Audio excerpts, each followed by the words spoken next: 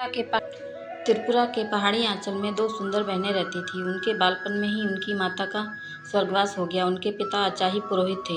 उन्होंने पत्नी की मृत्यु के पश्चात दूसरा विवाह नहीं किया। उन्हें भय था कि सौतेली माँ उनकी पुत्रियों का लालन पालन ठीक से नहीं कर पाएगी। पिता ने के स्नेह दुलार में पुत्रियां पली बढ़ी। अचाही पुरोहित की आमदनी बहुत कम थी। वह झूम खेती, स्थान बदलकर की जाने वाली खेती के द्वारा आजीविका कमाता था। उसकी पुत्रियां भी पिता की परेशानी समझती थीं, अतः वे अपने पिता से अनुचित मांग नहीं करती थीं। वर्षा ऋतु में उनके कष्ट और भी बढ़ जाते थे।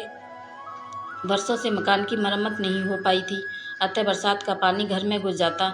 यूं तो उनका मकान एक ऊंचे मचान पर था, किंतु पानी वहां भी पहुंच जाता था। एक दिन दोनों बहनें खेत से थककर लौटी। पूरे घर में पानी भरा हुआ था। छोटी बहन के मुंह से आह निकली। आह दीदी, तड़प कर बोली, दीदी अब हम क्या करें, मुझे बहुत भूख लगी है। बड़ी बहन बोली, ठहरो मैं देखती हूँ, शायद कुछ खाने को रखा पड़ा हो। चावल रोटी अभी उसे खाकर ही भूख मिटाते हैं, कहकर बड़ी बहन ने सांत्वना दी। बड़ी बहन ने घर में टटोला, किंतु खाने को कुछ नहीं मिला। सब कुछ बरसात के पानी में भीगकर खराब हो गया। उसकी आंखों में आंसू आ गए। छोटी बहन का दुख वह सहन न सकी।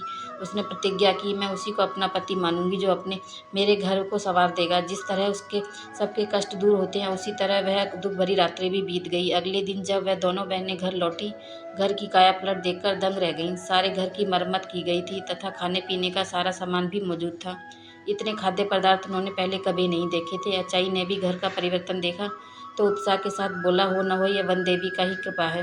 उससे तुम लोगों का कष्ट नहीं देखा गया, इसलिए उसने हमारी सहायता की है। पिता तो भरपेट खाकर सो गए, किंतु बड़ी बहन को उसके अनुमान से असंतुष्ट नहीं थी। वह चांदनी रात में बाहर आकर खड़ी हो गई। तभी उसकी नज़र एक विशालकाय अजगर पर पड़ी। वह अजगर उसके घर से निकलकर जा रहा था। बड़ी बहन ने उसी क्षण निर्णय ले लिया कि वह अजगर को ही अपना पति मानेगी। उसे फिर पूरा विश्वास था कि उसके घर की दशा संवारने में अजगर का ही हाथ है।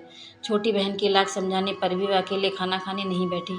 तब हार कर छोटी बहन ने अपने जीजाजी को पुकारा, जीजाजी, जीजाजी, खाना खाने आइए, हम आपका इंतजार कर रहे हैं।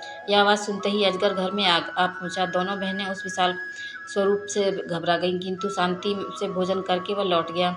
यह क्रम काफी समय तक चलता रहा। एक दिन अचाही पुरोहित को पता चला। वह आग बबूला हो उठा। उसकी सुंदर पुत्री एक अजगर को पति माने, यह उसे स्वीकार न था। जब बड़ी बेटी खेत पर गई तो उसने छोटी बेटी से कहा, तुम रोज की तरह जीजाजी को पुकारो।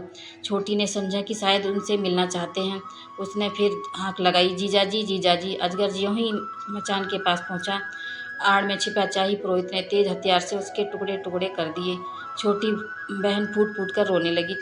बड़ी बहन ने जब अपने अजगर की मृत्यु का समाचार सुना तो वह दुखी हो गई। कुछ ही दिनों में उसके मन में अजगर के प्रति प्रेम भाव जाग गया था। उससे वियोग की कल्पना से वह भयभीत हो उठी। बिना एक शब्द कहे वह नदी की ओर चल दी। छोटी बहन भी उसके पीछे पीछे चल दी। बड़ी ने आंखें बंद की और रोती रोती नदी के पानी में उतर गई। बेचारी छोटी उसे पुकारती रही, मत जाओ दीदी, मत जाओ दीदी।